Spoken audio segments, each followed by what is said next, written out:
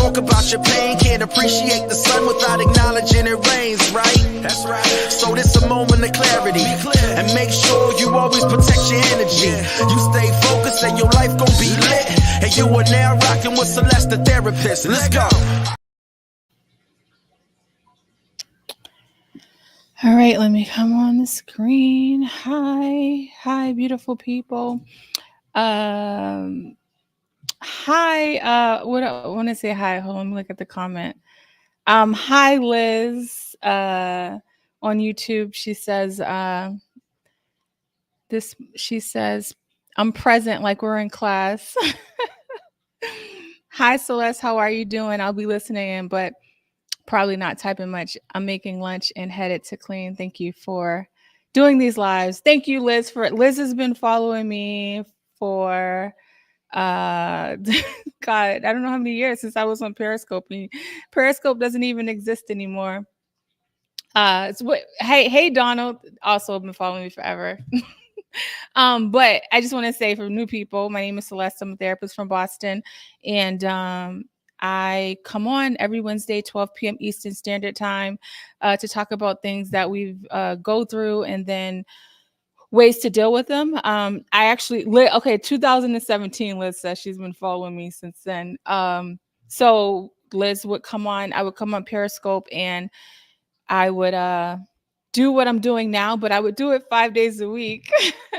And I would let people like ask questions and stuff. It was pretty cool. And then I started the podcast, and every place I went, she followed me. So I'm grateful and appreciate her for that. But if you are new here, you get to hear me talk about things that we go through and how to deal with them. And I've been a therapist for a long time. I've been in the mental health field for over 20 years, and I get to work with so many amazing people. So that's why a lot of the content that I make speaks to people, because I'm a people person.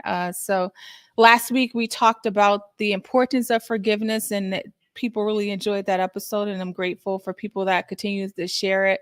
I see the numbers on the podcast, audio podcast, and also on my platform. So I appreciate you sharing. You never know how this content can help someone. The reason why I got into this world of coming online, because I didn't even want to put my picture on my website. People would never believe that, the way I come on video. But I started this work online years ago because I recognized that people didn't understand the nuts and bolts of things that they can do to help themselves. I worked on helping myself, and I was like, I need to tell the people, right? I just had this passion to tell the people.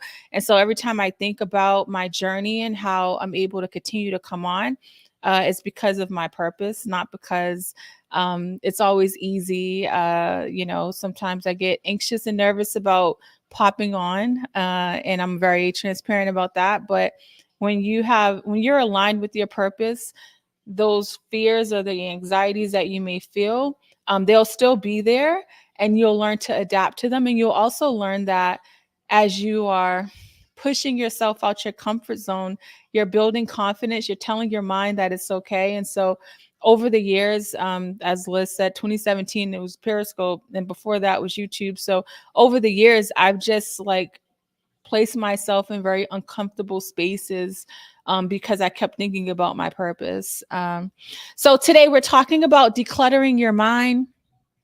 It's something I've been thinking about because I'm building out my wellness center, and something I've never done before. But I am. Sometimes I feel overwhelmed. Sometimes I feel excited. My emotions get all over the place.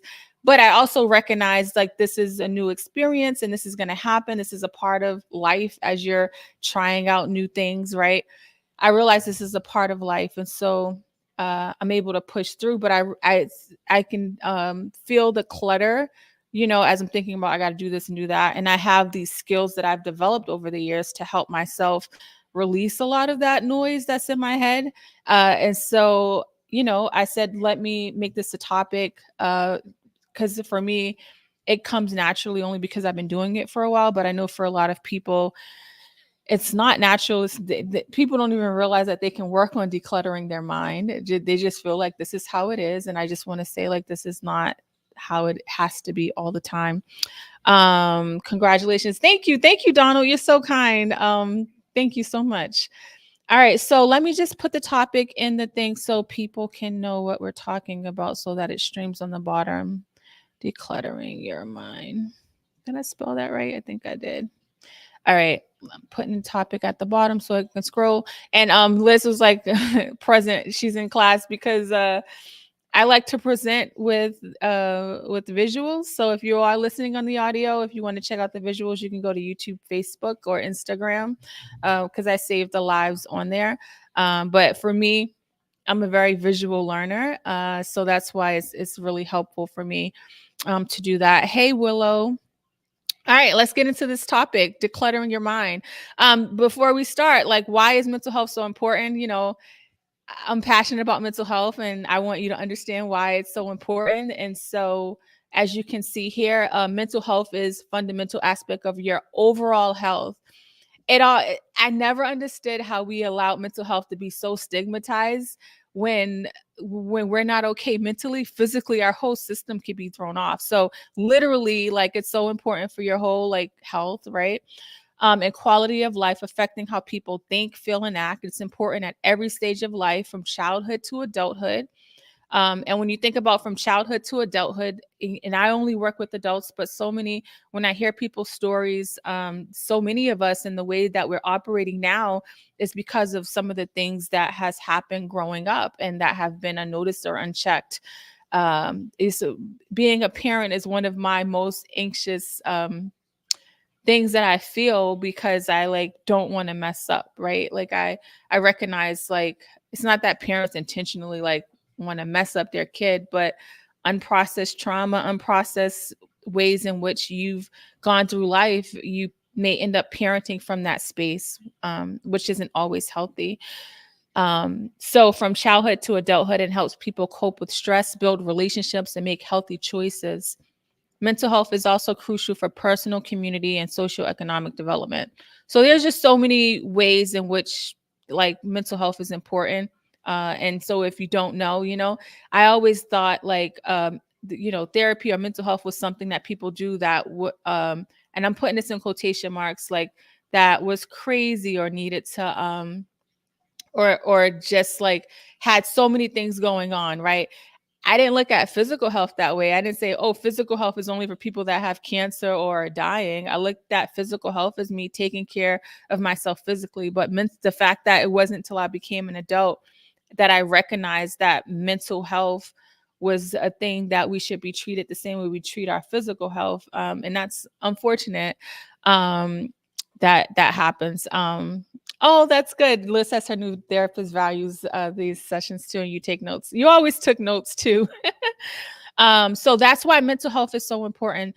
Now let's go into identifying the signs of mental clutter, right? So when you may not even realize your mind's cluttered because you've always been in your head for so many years that is just normal. So I'm going to give you the signs on like, okay, this is something that may mean that my mind is like cluttered, right? So here's some signs, right? Stress and anxiety, constant thoughts and worries can lead to tension, making it difficult to relax. Difficulty focusing, if you struggle with focusing on things, so when there are lots of different objects for your brain to take in, it can't process situations as fast. It can't. This can leave you feeling unfocused and scattered. Making poor decisions. So when you're feeling overwhelmed and unfocused, it's harder to make sound decisions and may even be more likely to make the wrong choice. Having some memory problems, right? That's a huge sign that your mind might be cluttered. And even like mental exhaustion. So this type of exhaustion might leave you feeling overwhelmed and unable to concentrate. And when you think about all the things and the responsibilities that you have in life, presently, and you couple it with like a lot of other things that you may have had going on, sometimes like so many things just enter your mind and it makes it really hard to get through the moments in life. A lot of times people are dwelling on the past or worried about the future. And if you can see me, like, you're dwelling on the past and you're worried about the future, So you're not present. And when you're not present in the moment, it really makes it hard to do life because your system is always anxious, always trying to prep for the next thing. And if you're going through life always trying to prep or always worried about the next thing, it's really impossible to enjoy life. It's really impossible to see the beauty in the struggle or to see things that are happening. So those are signs that your mind might be cluttered, and there's so many reasons why it could be cluttered. But it's important to understand, like, you go to the doctor, you get a diagnosis. It's helpful because now you can think about what do I need to do, right? When I think about mental health, a lot of people don't have diagnoses. And I'm not saying like a diagnosis from a doctor, right? Like where, because they always want to label us, right? When I say diagnoses, I mean like naming what's going on. So if you grow up and your mind is always racing and you never thought anything of it because that's the way you've uh, developed, you don't realize like something's wrong. You don't realize like, oh, there's a way for me to like decompress. There's a way for me to let some of this stuff go. So being mindful of like, oh, this is something that I have going on and I don't always have to live this way can be helpful. So now let's talk about some strategies for decluttering your mind. And as I begin to talk about these strategies, and I have a couple of video clips, I want you to understand that it's not an overnight fix. I want you to think of it as if you're building a muscle, right? Where you're retraining your mind that it's okay not to be filled with so much clutter. Sometimes your system is always on high alert, so much that getting off of it is scary for your mind because it's so used to being ready. Like people that go to war and they're always, like when they've gone through a lot of trauma from just being on the guard for an attack, and they get home where they're not in war, their system still is on an attack. It will like hear a motorcycle go off and like freak out. They may even fireworks during 4th of July time. Veterans struggle a lot with all the fireworks.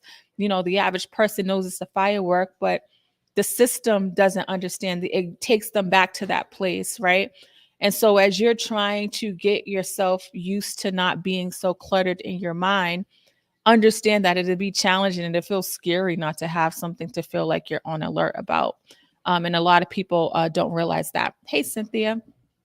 So let's talk about strategies. How can I work on decluttering my mind? So cleaning your environment and workspace can improve your mood drastically. Like sometimes people know that they're struggling when their space is in disarray, and sometimes people's space is always in disarray, so they don't realize it's connected to them struggling. But being able to like have a clutter-free space, whether it's your room, your house, your apartment, whatever it is, can really help your mind stay clear. When your space is really cluttered, it keeps your mind in a cluttered space. So people wouldn't even, some people don't know like that connection. And if you struggle with like clutter or being organized, I always tell people just start with getting up and making your bed. Like that's, especially if you're not used to being organized in your space. And this is a new like idea for you, or if it's something you really want to work on, like you do know your space is cluttered and you want to work on it, literally get up, start with making your bed. It makes a huge difference because again, if you could start making your bed, doing that first thing in the morning, you're helping your mind see that you're capable of doing these things. Like I hate when I hear people say, oh, well, I'm just not organized or I'm just not consistent. Like you are consistent. You're consistently inconsistent with yourself. You're just not consistent in a healthy way that's helping you build for the future. But you have the ability to do it, right? We all, as long as you're still breathing, you have the ability to create change. And so there's power in your words. So be mindful. If you're telling yourself like, oh, I'm not consistent or I can't do that, your mind's not going to show you how you can do it. Right. But if you start saying like, all right, maybe I haven't done it in the past, but I'm going to work on doing it, your mind's going to help you see the possibilities and how you can do it. So decluttering your environment. Meditation is important. And I have a 1-minute clip on that. I'm going to talk about that deeper in a second. But meditation can help you learn to control which thoughts you allow in your mind. So I can't help the thoughts that come that are passing through, right? They're going to pass through because guess what? My system has all of my past, it has my present, it has so many things going on. And so it's formulating these things. And so if I'm not in a mindful state, and if I don't have a meditation practice where I'm thinking about what I'm thinking, those thoughts that are maybe faulty, that are not facts, are going to come to my mind. And if I'm not paying attention to them, and I'm always scrolling on social media, and I'm always just like doing all of these things for other people and not checking in with myself, those thoughts are going to feel like facts. And so meditation is so important, and checking in with yourself and being more mindful. It can be scary if you're not used to it, but the reason why it's so important is because you're able to dissect the thing that is real and the thing that's not real. The thoughts are real, but the way you allow them into your system, you just let them have free reign in your life, and they feel like it's a fact. And then what happens is you're acting on that thought. So, like, I'll give an example. So, let's say, like, you have a friend, and your friend just had a baby or just got married or something. And let's say you have abandonment issues. And let's say this friend is struggling with postpartum or depression after they had the baby, and they used to like hang out with you all the time. And so the thought that could initially come in is that, like, oh my gosh, she's acting funny, right? And these are real examples. I hear this stuff all the time. They're acting funny. And so, like, you can pause, and if you process that and say, like, you know what, she just had a baby, like, it's probably a lot for her. Like, if you start processing these things, you're not just going with like, oh my God, she's acting funny.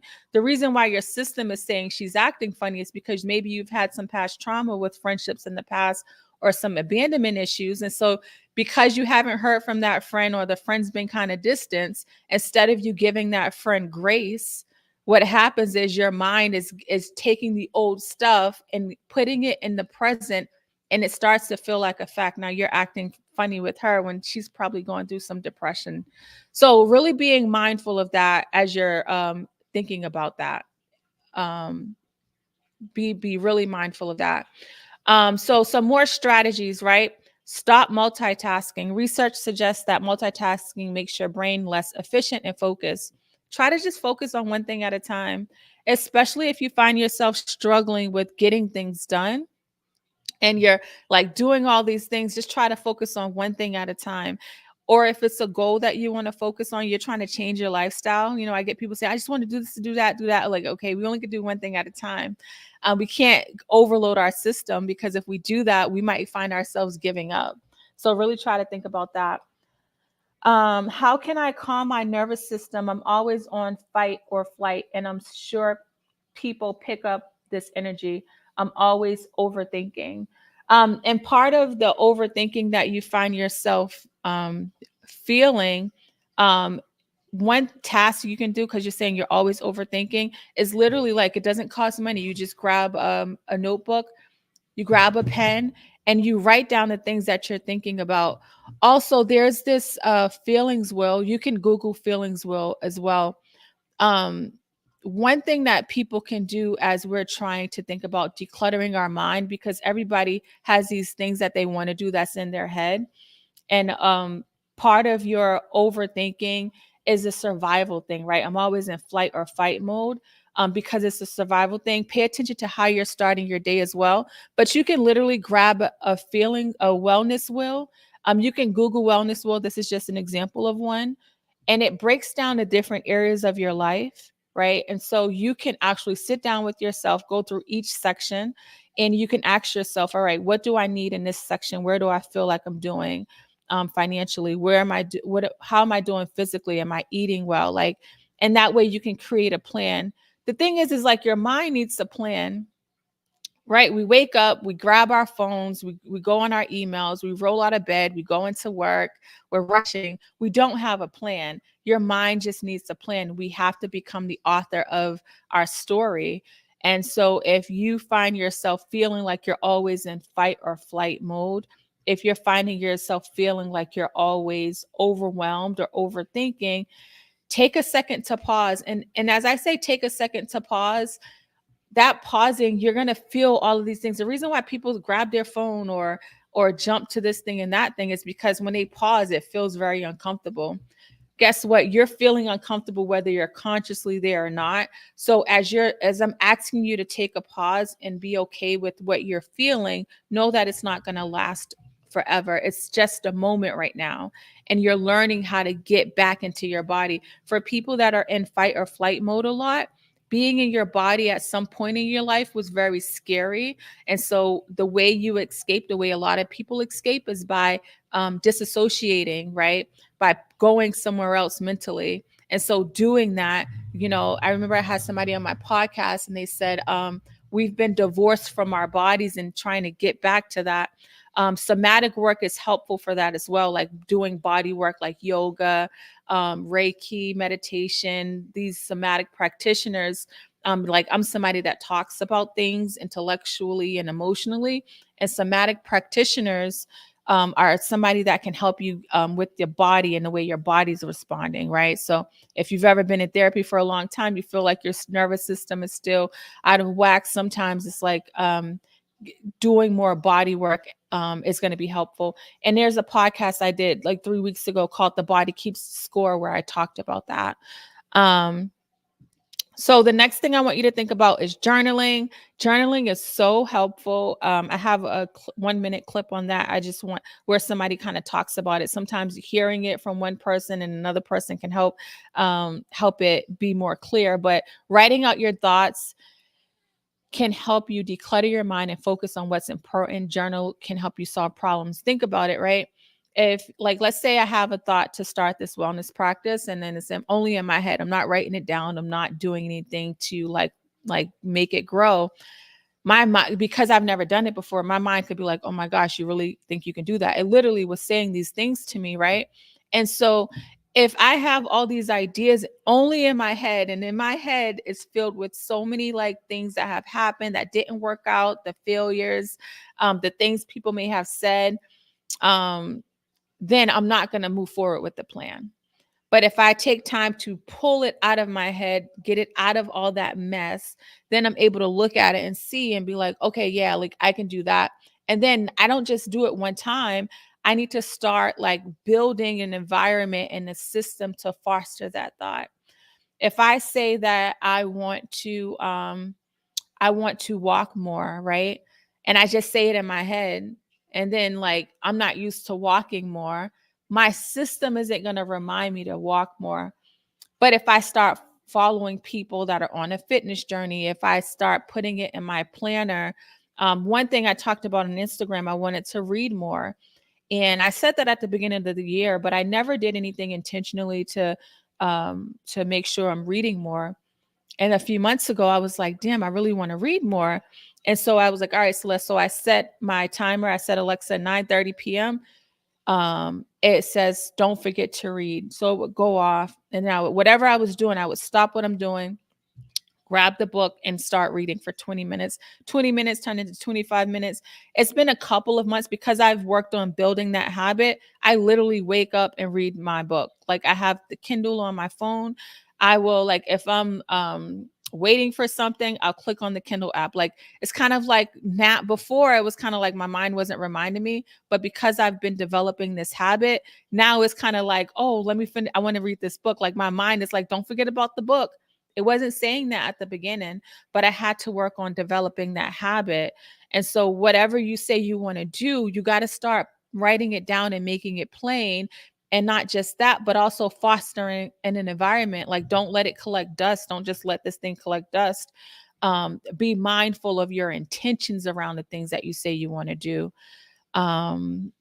So the next thing is like setting priorities, making a list of your most important priorities, such as your goals, aspirations, and obligations.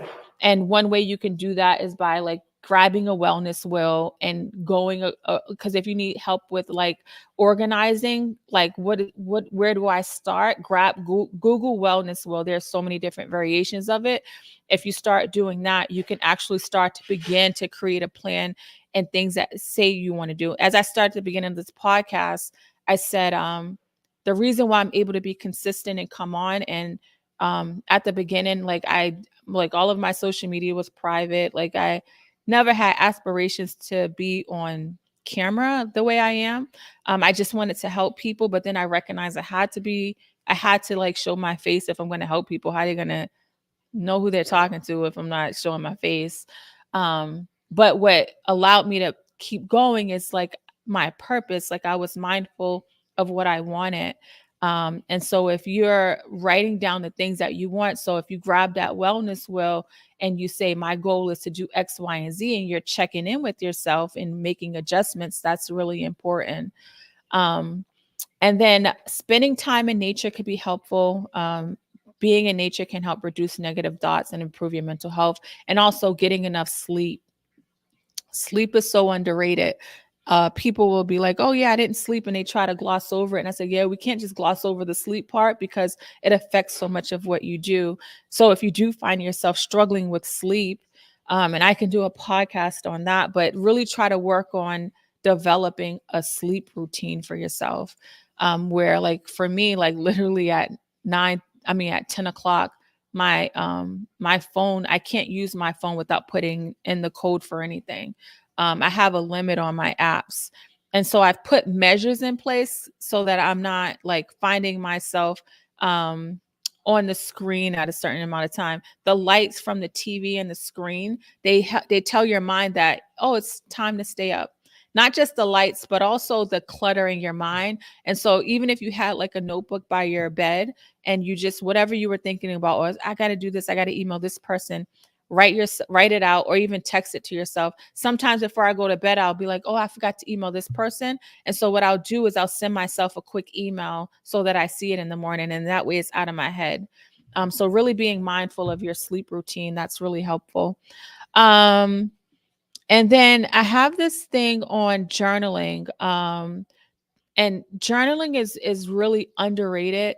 So journaling can help you release emotions, identify your triggers, right?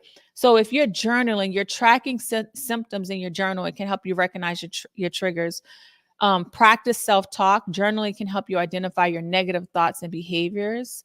And then the rumination. If you find yourself ruminating, writing down your thoughts can help your brain move on to more productive things. The brain scans have shown that people who write about their feelings are better able to control their emotions than those who write about neutral topics. So these are just some benefits of why journal is important. I'm such a huge fan of it. I even like created a journal, this 365 days of intentional living.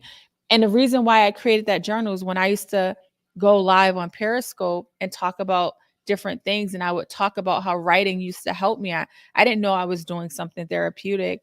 I just knew like every time, like when I would write out like how I was feeling at night, I find myself feeling better. So I will always do it. But nobody told me that like writing this out is going to help release, but I literally was releasing so much. And so I'm going to play this clip it's like a 1-minute clip from this podcast. Let me just see what the name of the podcast is. It's called Real Social Proof. It's the guy talking about, let me just share my screen so that you can see it. So you can see like how important it is. Share screen. All right. All right, let's listen to this 1-minute clip of him. We have so many thoughts in a day. I got to do this. I got to accomplish this. I got to, I got to show love to my mom. I got to do this. Like we have so many thoughts in a day. Like, and it's like, if you just keep it all in your mind is cramming, trying to figure out what do I focus on? Like, where am I going to focus? When you write it down, you're able to see exactly what you need to focus on. It's decluttering your mind. It's your trash can. Like, so when you got a trash can on your laptop, and you declutter everything in order to free up that space on your laptop or your desktop. Like, you're doing that when you journal. You're decluttering your mind. We have so.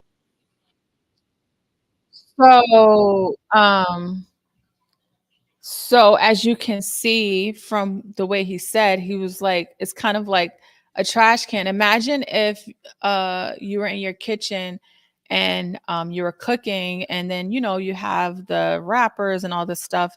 And if you didn't throw the trash away from the wrapper of the meat or this or that, then your kitchen would be just cluttered with trash. And so as you think about your mind, and how we just have so many things going on, if we're not taking time to filter out and throw some of these things away, it's like, yeah, that doesn't make sense. When people talk to me in therapy and they're talking about things, and even as they're saying it out loud, they're like, yeah, that they'll say something very faulty, but they slow down as they say it because they realize like it doesn't make sense. But when it's in your mind, it's just there, and you're making it a part of your psyche.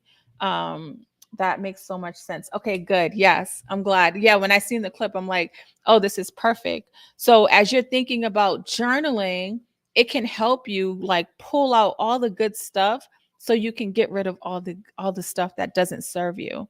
And until you make time to pause, you won't ever be able to do that. I just want to play this last clip about meditation and why it's important. And when I think about meditation, it's not that you have to sit down for 20 minutes and like have this like art this space, right?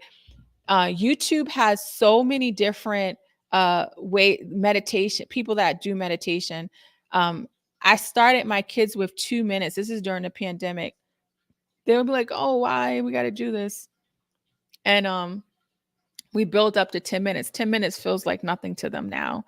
And they have body scan meditations where like the person talking will go through your body and they'll be like, unclench your mouth or your teeth. And, and then you start realizing like, damn, my teeth are clenched. When I started doing yoga years ago is when I realized like I was like doing like this with my fist, or like I was more tense. Like now, like I could feel myself when I get tense. Like it doesn't catch me off guard. Some people have like teeth issues or body issues because you're walking around so tense and don't even realize it. Hey, Annette. Okay, good. I'm glad this is good information. You don't even realize that you're so tense because it's been your norm. And so when you're doing these meditations, and when you're doing this body work, you're actually able to see what's really going on, right? So let me just play this quick clip about meditation and why it's important. I'm gonna pull it up, share my screen. Share screen. Okay. Let's. The pineal gland has tiny little cilia, hair-like extensions all around. Meditation is the biggest gift that I can give anyone. And I would say more than anything, it is whatever reason for success I've had. Because back to the 2 U's, I'll clarify. What I mean is that in your mind, we think, what do you want? And the reality is, when you look at the neuroscience and psychology, that there are different parts of your brain that want different things. And so in the simplest sense, there is the logical part of your brain that you're conscious of. It's called the conscious. And you think you're being logical and you want to make those decisions. And then there's the subliminal, below the limbic system, part of the brain, which is the emotional. And it's not as conscious to you, but it has more of an influence on you than really the logical one. And so they're not aligned. And so meditation helps to deal with the alignment of those 2 things. So when you think about what we just watched, oh wait, let me turn this off. When you think about what we just watched, and I'm just going to reframe it a little bit so you can understand. So there's this logic part and the emotion part, right? And the logic part, it's like, okay, you can logically know like this relationship isn't working out for me. Logically, I know that. Emotionally, like I don't want to get out of this relationship. If it feels like this is what I'm supposed to be doing. And the emotion part is not always as conscious, but unfortunately, a lot of people are making decisions off of their emotions, right? That's an example of a relationship. Let's just say your goal, I want to get up and walk. Logically, I know I need to walk. The doctor's already told me I'm on the verge of having diabetes, I have high blood pressure, like all these medical things are happening that the doctor's telling me. So when I'm in the office, logically, I know I need to walk. But on the emotion side, I don't feel like walking. Like I'm tired. I just want to lay in bed. I don't want to create time for it. That's not as conscious. And I'm making decisions off of my emotions. If I'm taking time to process every day and thinking about my life and thinking about like where I want to see myself, because I don't want to see myself on meds for diabetes, high blood pressure, high cholesterol. Like I want to be able to go play around with my kids. I don't want to be with the cane or taking needles every day. Like if I really start to think logically about like what I want, then when I don't feel like getting up to go for that walk, because the walk is going to help me get my weight down and lose some of the stuff, then if I'm meditating and thinking about these things, I'm not going to let that emotion win, right?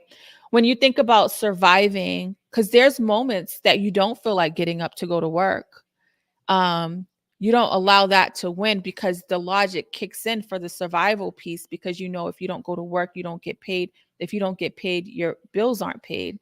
And that's important to you. So when you're thinking about this idea of meditating and decluttering your mind, understand that one big thing is going to help you is to make decisions that are more logical and not emotional. Right. A lot of times when I'm working with people, and even myself, I've been guilty of making decisions based off of my emotions on impulse. They're a lot rare now because I'm more clear. But before I understood mental health and like my mind and all this stuff, the decisions was very emotionally based. But then when I take time to process and think and take accountability, for what is happening, for where I am in life, taking that accountability, it's uncomfortable. It doesn't feel good to make some hard decisions, but I come out different on the other side of that, right? And so as you're trying to work on decluttering your mind and having more peace, introducing journaling into your life, and I love talking about things that don't cost money, because you can grab a notebook and start journaling. Meditation, you can go on YouTube for free and type in. I would suggest starting with 2 minutes, right? Because if you're not used to being still, trying to do 10 and 20 minutes is like too much. And then you're going to give up. If you start with 2 minutes, you're not going to give up because it's 2 minutes. Then you go to 3 minutes, then 4, right? You slowly build up. So I hope this was helpful. I hope it makes sense. I always tell people, if like anything I ever say resonates for you, understand that you have power to create change. I think people forget that they have power because they've been powerless for so long. Even as an adult, like you feel powerless. And I think the more you take these small steps to create change in your life, the more you'll find yourself confident and willing and consistent with the changes that you are trying to create. But if you try to take on a huge chunk at one time, I tell people when I wanted to eat better, so I would go to Burger King's after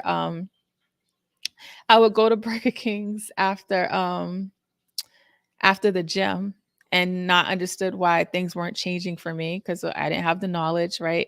And then when I learned, I was like, oh, let me just get all these greens and stuff. So I love cooking now. Before, years ago, I wasn't cooking. I got all these greens because I'm like, I'm about to make these changes. And the greens went to waste. I didn't know what I was doing. And then I had to pull back and be like, yo, Celeste, just start with breakfast. And I just started making smoothies for breakfast. Like I changed the way I thought about it, because the way I was trying to do it and take it on at one time, it was too much and I was feeling discouraged.